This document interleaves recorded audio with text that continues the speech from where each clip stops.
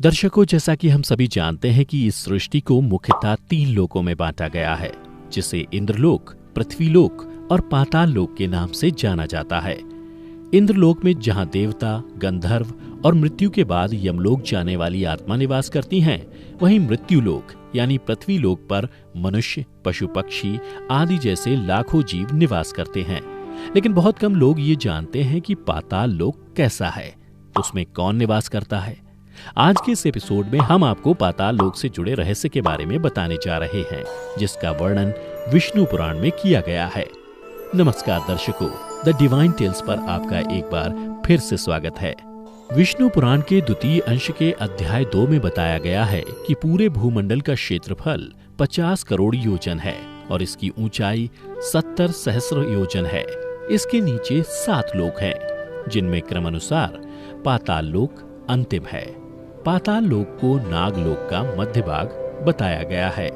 इन 7 पाताल लोकों के नाम अतल, वितल, नितल, गवस्तिमान, महातल, सुतल और पाताल हैं, जो 10 योजन की दूरी पर स्थित हैं।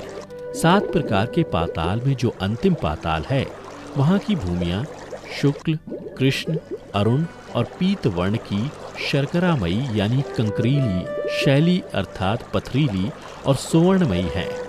वहां दैत्य, दानव, यक्ष और बड़े बड़े नागों और मत्स्य कन्याओं की जातियां वास करती हैं। वहां अरुण नयन हिमालय के समान एक ही पर्वत है। विष्णु पुराण की माने तो इन 7 पाताल लोक के राजा भी अलग अलग हैं, जिसमें अतल का राजा मैदानव का पुत्र असुरबल है। उसने 96 प्रकार की माया रची हुई है, जबकि वितल लोक में भगवान हाटकेश्वर नामक महादेवी जी अपने पार्षद भूतगणों सहित रहते हैं और यही इस लोक पर राज करते हैं। वे प्रजापति की सृष्टि वृद्धि के लिए भवानी के साथ विहार करते रहते हैं। उन दोनों के प्रभाव से वहां हाटकी नाम की एक सुंदर नदी बहती है। वहां वितल के नीचे सुतल लोक के राजा बलि हैं। ऐसा माना जाता है कि वामन रूप में जब भगवान विष्णु ने इनसे सब कुछ दान में ले लिया था, तब वरदान स्वरूप उन्होंने बलि को इस लोक का राजा बना दिया। इसके बाद सुतल लोक के नीचे तलातल है। वहां त्रिपुराधिपति दानवराज में रहता है, जो इस लोक का स्वामी है। इस लोक के नीचे महातल में कश्यप की पत्नी कद्रु से उत्पन्न हुए अनेक सिरों वाले सर्पों का क्रोधवश नामक एक समुदाय रहता है। उनमें कहुक, तक्षक, कालिया और सुषेण आदि प्रधान नाग हैं। उनके बड़े बड़े फन हैं। महातल नीचे रसातल में पणी नाम के दैत्य और दानव रहते हैं। ये निवातकवच, काले और हिरण्यपुरवासी भी कहलाते हैं। इनका देवताओं से सदा विरोध रहता है। और सबसे नीचे पाताल में षंडड, कुलिक, महाषंडड, श्वेत, धनंजय, धृतराष्ट्र, शंखचूड़, कंबल, अक्षतर और देवदत्त आदि बड़े क्रोधी और बड़े बड़े फनों वाले नाग रहते हैं। इसमें वासुकी प्रधान है। उनमें किसी के 5, किसी के 7, किसी के 10, किसी के 100 और किसी के 1000 सिर हैं। उनके फनों की दमकती हुई मड़ियां अपने प्रकाश से पाताल लोक का सारा अंधकार नष्ट कर देती हैं। चलिए अब आपको बताते हैं कि पाताल लोक कैसा है, जिसका वर्णन स्वयं नारद जी ने विष्णु पुराण में किया हुआ है। विष्णु पुराण में वर्णित कथा के अनुसार एक बार नारद जी के मन में पाताल लोक को देखने की इच्छा हुई, तो वे विष्णु जी की आज्ञा से पाताल लोक के भ्रमण पर निकल गए।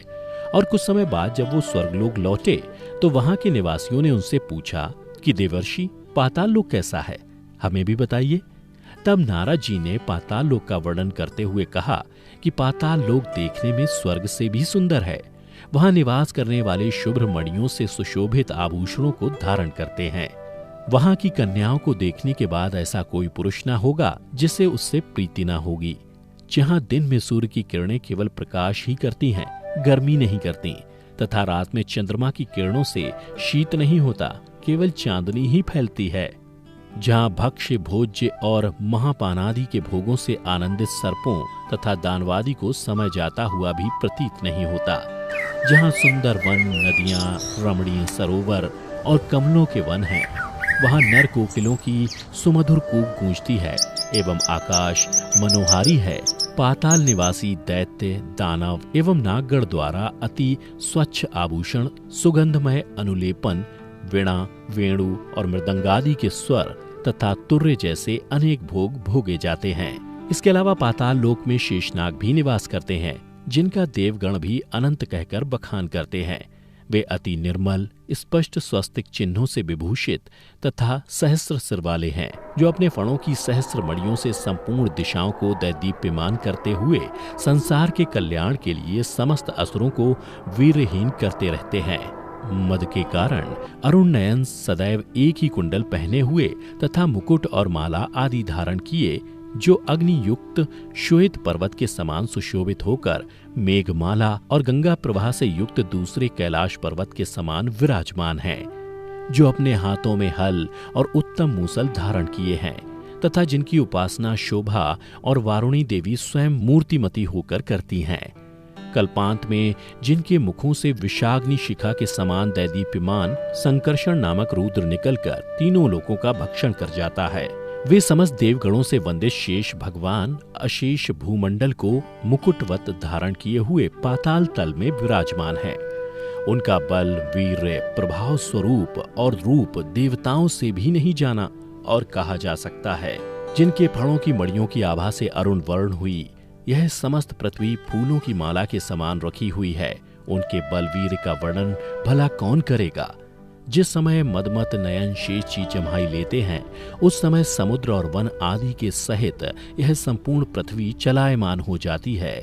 जिनके गुणों का अंत गंधर्व, अप्सरा, सिद्ध, किन्नर, नाग और चारण आदि कोई भी नहीं पा सकते, इसलिए ये अविनाशी देव अनंत कहलाते हैं। जिनका नाग वंधुओं द्वारा लेपित हरिचंदन पुनः पुनः श्वास वायु से छूट छूट कर दिशाओं को सुगंधित करता रहता है, जिनकी आराधना से पूर्वकालीन महर्षि गर्ग ने समस्त ज्योतिर्मंडल और शकुन अपशकुन नैमित्तिक फलों को अपने मस्तक पर धारण किया हुआ है, जो स्वयं भी देव, असुर और मनुष्यों के सहित संपूर्ण लोकमाला को धारण किए हुए हैं।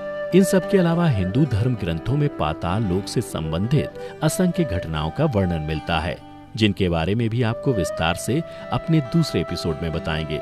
लेकिन आज की ये वीडियो अगर आपको पसंद आई हो तो इसे ज्यादा से ज्यादा लाइक और दोस्तों के साथ शेयर करें। आप हमारे चैनल पर पहली बार वीडियो देख रहे हैं तो बिना किसी देरी के हमारे चैनल द डिवाइन टेल्स को अभी सब्सक्राइब कर लें, ताकि आपको ऐसी ही और धार्मिक और पौराणिक जानकारी मिलती रहे। फिलहाल आज के वीडियो में इतना ही। अब हमें इजाजत दें और वीडियो को अंत तक देखते रहने के लिए बहुत बहुत शुक्रिया।